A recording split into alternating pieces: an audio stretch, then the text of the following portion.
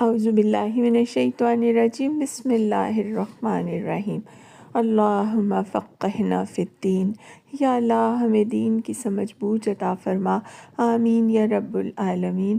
آج ہم سورہ الصافات کا ترجمہ آیت نمبر 51 سے شروع کر رہے ہیں۔ ان میں سے ایک کہے گا، دنیا میں میرا ایک ہم نشین تھا جو مجھ سے کہا کرتا تھا، کیا تم بھی تصدیق کرنے والوں میں سے ہو؟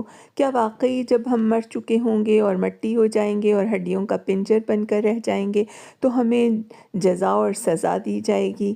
اب کیا آپ لوگ دیکھنا چاہتے ہیں کہ وہ صاحب اب کہاں ہیں؟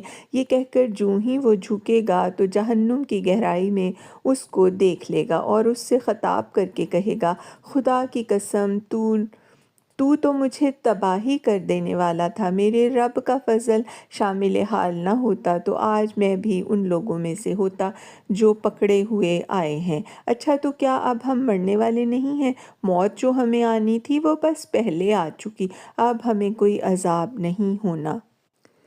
یقیناً یہی عظیم الشان کامیابی ہے۔ ایسی ہی کامیابی کے لیے عمل کرنے والوں کو عمل کرنا چاہیے۔ بولو، یہ ضیافت اچھی ہے یا زقوم کا درخت؟ ہم نے اس درخت کو ظالموں کے لیے فتنہ بنا دیا ہے۔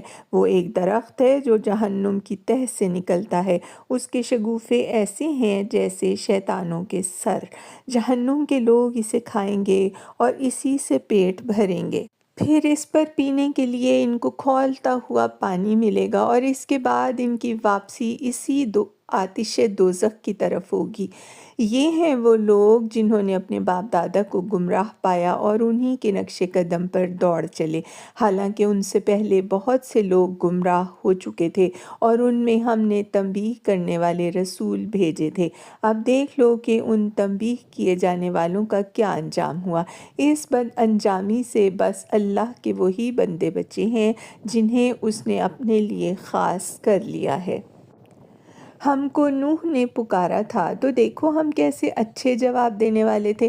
ہم نے اس کو اور اس کے گھر والوں کو کرب عظیم سے بچا لیا اور اسی کی نسل کو باقی رکھا اور بعد کی نسلوں میں اس کی تعریف اور توصیف چھوڑ دی۔ سلام ہے نوح علیہ السلام پر تمام دنیا والوں میں۔ ہم نیکی کرنے والوں کو ایسی ہی جزا دیا کرتے ہیں۔